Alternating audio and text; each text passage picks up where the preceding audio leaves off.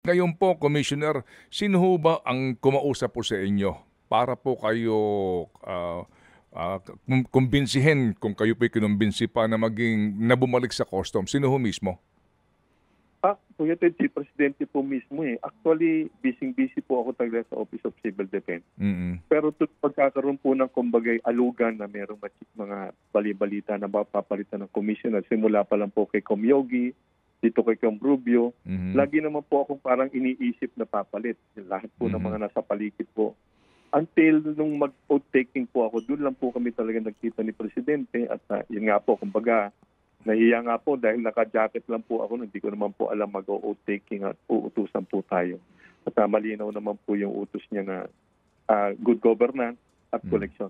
Okay. Sir Ted, baka pwede ko lang humbanggitin para po yung pagkakataon po ito, marami po nakikinig sa inyo lagi. Ang ginagawa po natin, may lista po ako talaga ng mga, kumbaga, kaya namang gawin pag ginusto. Mga 2 po siguro yan, di ba baba? Alimbawa, yung nakita niyo naman po sa warehouses, wag pong abusuhin yung pagsugod dyan. Ano? Pangalawa, ito nga po, bawal po yung mga empleyado namin maging broker. May lista po ako niyan. Halimbawa, this week naman po, kung kayo ay magpapa-accredit na sa BOC, dapat ang validity niyan, for example, 3 years na. Total, hindi naman po yan revenue generating item po namin.